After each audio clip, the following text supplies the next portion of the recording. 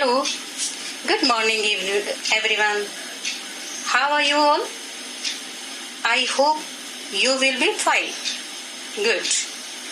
This is video is for class 6 of Hindi. Chapter number 1 of reader. वह चिड़िया जो. Assignment number 1. चलिए जान लेते हैं कि आज हम क्या सीखेंगे. आपका जो फर्स्ट चैप्टर है वह चिड़िया जो.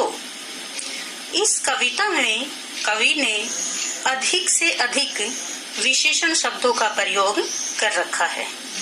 इसलिए पहले हम विशेषण के बारे में जान लेते हैं कि विशेषण होते क्या हैं, ताकि हम कविता को अच्छे से समझ सके. तो आइए चलते हैं विशेषण की तरफ. तो आज का हमारा टॉपिक रहेगा विशेषण और उसके भेद. यस, आइए पहले हम जान लेते हैं कि विशेषण होते क्या हैं, इसकी डेफिनेशन क्या होती है, इसकी पहचान हम कैसे करेंगे. इसकी परिभाषा होती है संज्ञा या सर्वनाम की विशेषता बताने वाले शब्द विशेषण कहलाते हैं. जैसे राम सुंदर लड़का है, इसमें हमने किसी की विशेषता को बताया है. राम संज्ञा शब्द है, इसलिए हमने राम की विशेषता बताई है कि वो सुंदर है. इसलिए सुंदर शब्द जो है वो विशेषण है. अब इसमें हम एक चीज और देखेंगे कि जिसकी विशेषता बताई जाती है उसको हम क्या कहते हैं, उसको हम विशेष्य कहते हैं. डेफिनेशन बन जाएगी हमारी, वे संज्ञा या सर्वनाम शब्द जिनकी विशेषता बताई जाए उसे विशेष्य कहते हैं. जैसे हमने ऊपर वाले उदाहरण में बताया कि राम सुंदर लड़का है. इस वाक्य में राम की विशेषता बताई गई है, अतः राम विशेष्य है. अब हम जानेंगे कि विशेषण के कितने भेद होते हैं, वो कितने प्रकार के होते हैं. विशेषण के 4 भेद होते हैं, वो 4 प्रकार के होते हैं. कौन कौन से 4 प्रकार होते हैं, चलिए बच्चों जान लेते हैं. पहला होता है गुणवाचक विशेषण, दूसरा संख्यावाचक विशेषण, और तीसरा परिमाणवाचक विशेषण, और चौथा सार्वनामिक विशेषण. जैसा कि आपको इस असाइनमेंट में आपको दिख रहा है, इसके मैंने 4 भेद आपको दिखाए हैं. इनको ध्यान से देखिए. इसके 4 भेदों के बारे में अब हम जान लेते हैं कि इनकी हम पहचान कैसे करेंगे. हम कैसे पहचान करेंगे कि इसमें कौन से विशेषण का प्रयोग कर रखा है. जैसे हमने राम सुंदर लड़का है उदाहरण लिया था, इसमें राम के गुण के बारे में बताया है. राम के अंदर एक गुण है. क्या गुण है वो, कि वो सबसे सुंदर है. वो एक सुंदर लड़का है, उसकी सुंदरता बताई गई है. इसलिए राम, इस वाक्य में जो राम है उसके अंदर के गुण को बताया गया है, इसलिए यहाँ पे गुणवाचक विशेषण हो गया. इसके डेफिनेशन कैसे हम जानेंगे, देखिए अगले पेज पे हम आपको दिखाएंगे कि गुणवाचक विशेषण क्या होते हैं, कैसे होते हैं. देखिए गुणवाचक विशेषण जो विशेषण शब्द संज्ञा या सर्वनाम की गुण, दोष, रंग, रूप, अवस्था, आकार, स्थान, भाव आदि का बोध कराए उसे गुणवाचक विशेषण कहते हैं. जैसे राम बुद्धिमान लड़का है. अब राम की हमने विशेषता बता दी कि वो बुद्धिमान है. बुद्धिमान भी एक गुण है, उसका एक गुण है, इसलिए ये भी गुणवाचक विशेषण की विशेषता है. अब दूसरे नंबर पे हम डिफाइन करेंगे किसको, संख्यावाचक विशेषण. नंबर 2 पे हमारा आता है संख्यावाचक विशेषण. ठीक है, जिन विशेषण शब्दों से संज्ञा या सर्वनाम की संख्या का पता चलता है उसे हम संख्यावाचक विशेषण कहते हैं. बच्चों ये 2 प्रकार के होते हैं. कौन कौन से 2 प्रकार के होते हैं, निश्चित संख्यावाचक और अनिश्चित संख्यावाचक. अब हम कैसे पहचान करेंगे कि निश्चित संख्यावाचक क्या होता है और अनिश्चित संख्यावाचक क्या होता है. देखिए जो विशेषण शब्द निश्चित संख्या का बोध कराते हैं उसे निश्चित संख्यावाचक विशेषण कहते हैं। यानी कि जिन वस्तुओं को या व्यक्तियों को गिना जा सकता है उसे हम संख्यावाचक में रखते हैं, और काउंट करके प्रॉपर उनकी संख्या का बोध कराते हैं उसे निश्चित संख्यावाचक में रखते हैं। जैसे कक्षा में 10 छात्र हैं। अब देखिए, कक्षा में जो छात्र हैं उनको हम गिन सकते हैं कि 1 2 3 4 कितने छात्र हैं कक्षा में? 10 हैं। छात्रों को हम गिन सकते हैं, इसलिए गिनकर हम बता सकते हैं कि कक्षा में 10 छात्र हैं। सो निश्चित संख्यावाचक का उदाहरण है ये। अब आता है अनिश्चित संख्यावाचक। अनिश्चित में क्या होता है कि जो विशेषण शब्द निश्चित संख्या का बोध नहीं कराते उसे हम अनिश्चित संख्यावाचक में रखते हैं। जैसे मैं कहूं कि कुछ विद्यार्थी चले गए हैं। अब कुछ विद्यार्थी चले गए हैं, नहीं पता उनमें से 2 गए हैं, 4 गए हैं, 5 गए हैं, कितने गए हैं। कुछ, जहाँ पे कुछ आ जाता है तो संख्या का बोध नहीं होता है कि कितने विद्यार्थी गए हैं बाहर, इसलिए हम इसको अनिश्चित संख्यावाचक में रखते हैं। ठीक है, अगला पॉइंट है परिमाणवाचक विशेषण। अब हम देखेंगे कि वो तो संख्यावाचक थी, उसमें तो चीजों को, वस्तुओं को, व्यक्तियों को गिना जा सकता था। और परिमाणवाचक में क्या होगा कि परिमाण का अर्थ होता है नापना, तोलना या मापना। ठीक है, परिमाण का अर्थ होता है कि किसी भी संज्ञा या सर्वनाम की मात्रा का बोध कराया जाता है। ठीक है, जिन शब्दों से किसी वस्तु की मात्रा या मापतोल संबंधी विशेषता का ज्ञान होता है उसे परिमाणवाचक विशेषण कहते हैं। जैसे 2 किलो टमाटर और 4 मीटर कपड़ा। ठीक है, अब 2 किलो टमाटर को हम गिन तो नहीं सकते, उसको तो हम तोल के ही लेके आते हैं दुकान से, है ना। तो 2 किलो टमाटर और 4 लीटर दूध। अब दूध को भी हम क्या करते हैं, लीटर में माप कर लाते हैं। या हम बोले 4 मीटर कपड़ा, कपड़े को भी हम नाप कर लाते हैं, है ना, मापते हैं। तो इसमें क्या होता है कि ऐसी वस्तुओं को रखा जाता है जिनको नापा जाता है, तोला जाता है या फिर मापा जाता है। ठीक है, नापना, तोलना या मापना इसके अंतर्गत आते हैं। इसके भी बच्चों 2 भेद होते हैं। चलिए जान लेते हैं कि इसके कौन कौन से 2 भेद होते हैं। ठीक है, इसके निश्चित परिमाणवाचक और अनिश्चित परिमाणवाचक। वही वाले वहां पे संख्यावाचक था और यहाँ पर परिमाणवाचक है। ठीक है, अब देखते हैं कि निश्चित परिमाणवाचक में की डेफिनेशन क्या बनती है। निश्चित मात्रा का बोध कराने वाले शब्द निश्चित परिमाणवाचक विशेषण कहलाते हैं। जैसे मुझे 2 लीटर दूध चाहिए। अब दूध को हम क्या करते हैं, नापते हैं, तोलते हैं या मापते हैं? आप बताइए, आप दूध लेके आते हैं तो कैसे लेकर आते हैं?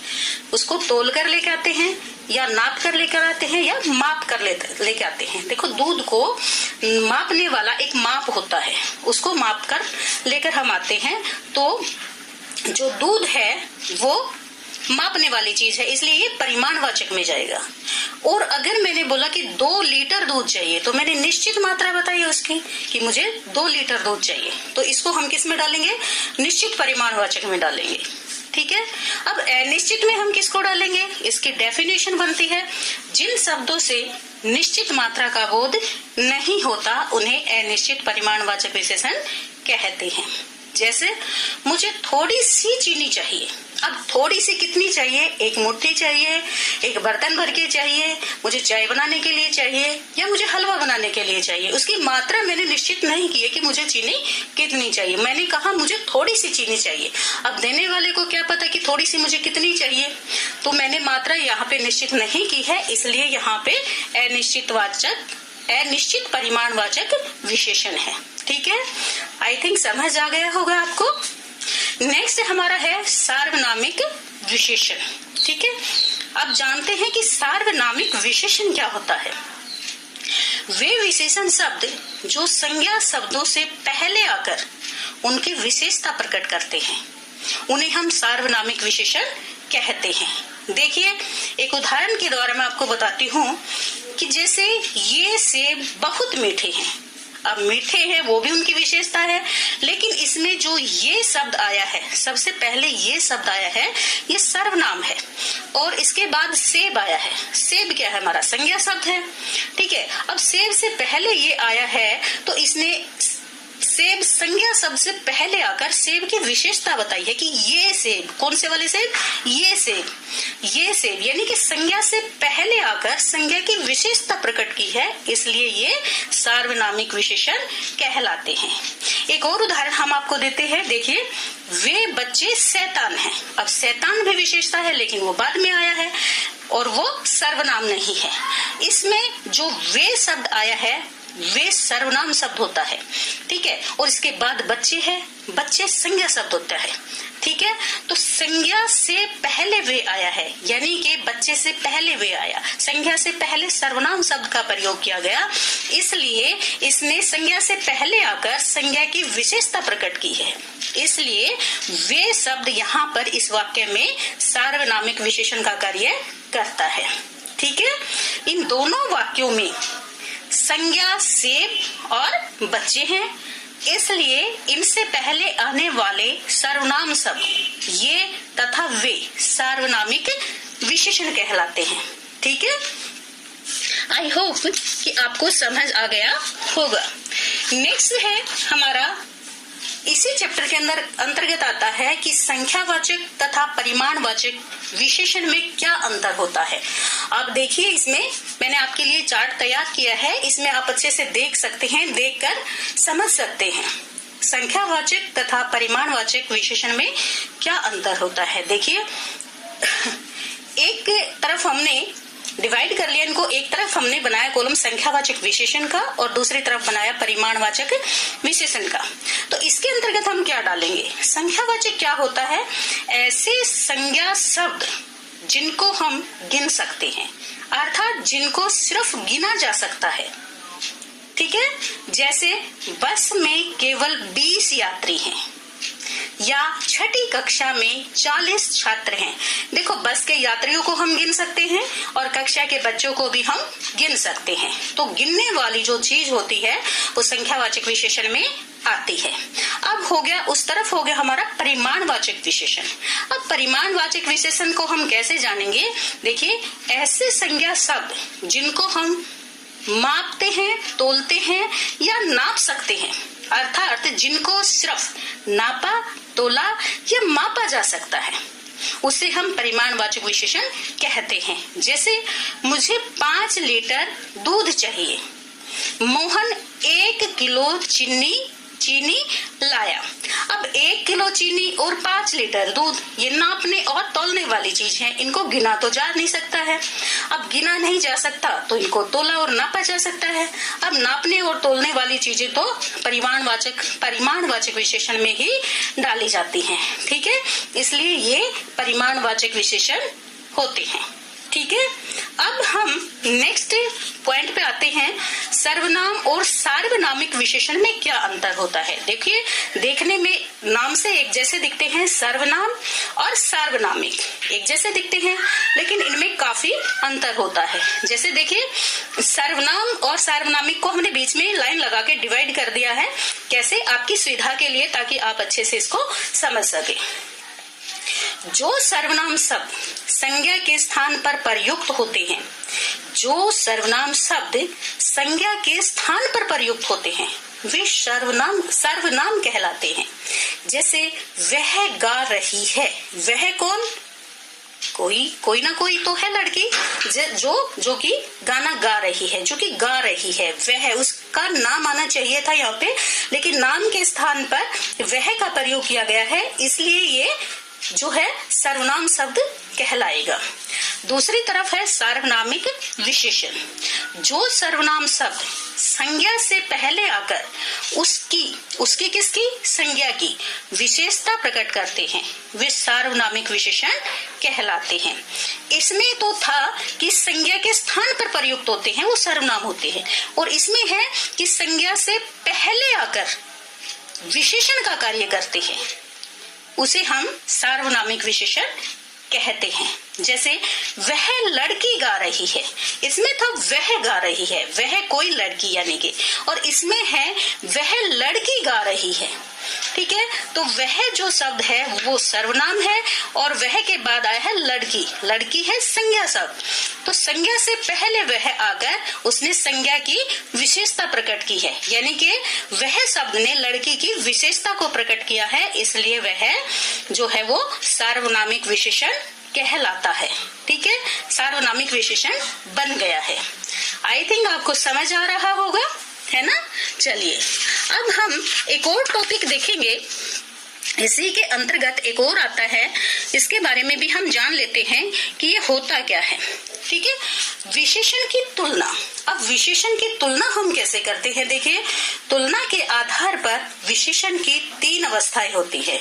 कितनी अवस्थाएं होती है बच्चों? 3। ओके, कौन कौन सी 3 अवस्थाएं होती हैं? देखिए मूल अवस्था, उत्तर अवस्था और उत्तम अवस्था, इसकी 3 अवस्थाएं होती हैं। ठीक है, तो हम ये जानेंगे कि 3 अवस्थाएं हम कैसे पहचान करेंगे कि ये कौन सी अवस्था है। सबसे पहले हम इसकी डेफिनेशन जान लेते हैं कि इनकी डेफिनेशन क्या है, ये होती क्या है, इनको हम कैसे पहचान सकते हैं। ठीक है, अब देखिए सबसे पहले हम मूल अवस्था के बारे में जानेंगे कि इस अवस्था में संज्ञा के गुण या अवगुण पर प्रकाश डाला जाता है। इस अवस्था में संज्ञा के गुण या अवगुण पर प्रकाश डाला जाता है। जैसे राम मेहनती लड़का है या राम मेहनती है। ठीक है, हमने किसी से इसको कंपेयर नहीं किया। ठीक है, सिर्फ हमने ऐसे ही जनरली इसकी विशेषता को प्रकट किया है कि राम मेहनती है। ठीक है, सो ये होगी मूल अवस्था। मूल अवस्था में हम किसी के साथ कोई तुलना नहीं करते हैं, ऐसे ही जनरली हम बता देते कि वो बच्चा या वो लड़का ऐसा है। ठीक है, तो ये होगी हमारी मूल अवस्था। सेकंड है हमारी उत्तर अवस्था। उत्तर अवस्था में बच्चों क्या होता है कि 2 के बीच तुलना की जाती है, 2 व्यक्तियों के बीच या 2 वस्तुओं के बीच। इस प्रकार इसकी डेफिनेशन बनेगी, इस अवस्था में 2 व्यक्ति या वस्तुओं में तुलना की जाती है। जैसे मैं कहूं, ऊपर जैसे हमने उदाहरण दिया था राम मेहनती है, अब यहाँ मैं कहती हूँ कि राम श्याम से मेहनती है, यानी कि राम और श्याम में हमने तुलना की, दोनों की तुलना करके हमने राम को मेहनती बताया है, यानी कि राम को श्याम से मेहनती बताया है। 2 के बीच में कंपैरिजन हो गया। ठीक है, अब जहाँ पर 2 के बीच में कंपैरिजन हो वहां पर उत्तर अवस्था होती है। ठीक है, अब हम देखते हैं कि उत्तम अवस्था क्या होती है। उत्तम अवस्था यानी कि सबसे बेस्ट कौन है, यानी कि इस अवस्था में सभी में से किसी एक को श्रेष्ठ बताया जाता है। सभी में से किसी एक को श्रेष्ठ बताया जाता है। जैसे राम सबसे मेहनती है। अब मैंने यहाँ पे किसी से कंपेयर, किसी 1 से 2 से 4 से कंपेयर नहीं किया, सभी में से कंपेयर किया। मान लीजिए 7वीं क्लास में 40 बच्चे हैं और मैं कहूँ कि राम सबसे, यानी कि इन 40 में से सबसे अधिक मेहनती है, राम सबसे मेहनती है, यानी कि सभी में से किसी एक को श्रेष्ठ बताया जाए, वहां पर उत्तम अवस्था होती है। ठीक है, समझ आ गया। अब देखो मैं आपको इसके कुछ उदाहरण बता देती हूँ कि अगर अवस्थाएं पूछी जाए एग्जाम वगैरह में, जब अवस्थाएं पूछी जाती है तो आप उनको कैसे लिखेंगे। मूल अवस्था में जो भी शब्द हमारा होता है वही लिखा जाता है। जैसे मैंने 4 शब्द आपको लिखकर दिखाए, सुंदर, उच्च, अधिक और निकट। ठीक है, इसमें इसकी अगर पूछी जाए कि इसकी उत्तर अवस्था, इनकी उत्तर अवस्था बताइए और इनकी उत्तम अवस्था बताइए, तो आप कैसे बताएंगे। देखिए उत्तर अवस्था का तर पीछे जोड़ दो, इसके पीछे तर जोड़ दो, और उत्तम अवस्था में तम इसके अंदर जोड़ दो, इसके पीछे, इसके लास्ट में। उत्तम अवस्था में तम जोड़ दो और उत्तर अवस्था में तर जोड़ दो, इसकी उत्तर अवस्था और उत्तम अवस्था आपको मिल जाएगी। जैसे मैंने आपको जोड़ के बताया है, जैसे सुंदर शब्द है, सुंदर में हमने उत्तर अवस्था में तर जोड़ दिया, क्या बन गया सुंदर तर, और उत्तम अवस्था में हमने क्या जोड़ा, तम, तम जोड़ दिया तो क्या बन गया सुंदर तम। इसी प्रकार से बच्चों देखिए उच्च, उच्च में हमने तर जोड़ा, क्या बना उच्चतर, और तम जोड़ा तो क्या बन गया उच्चतम। इसी प्रकार से अधिक में अधिकतर, अधिकतम। अब निकट का आप बता सकते हैं, आप देखकर बता सकते हैं, आप समझकर बता सकते हैं कि क्या बनेगा। निकट की उत्तर अवस्था बनेगी निकटतर और उत्तम अवस्था बनेगी निकटतम। ठीक है, तो बच्चों हमारा यहाँ पे ये विशेषण का चैप्टर खत्म होता है। आई होप कि आपको समझ आ गया होगा। ठीक है, थैंक यू वेरी मच बच्चों। ओके।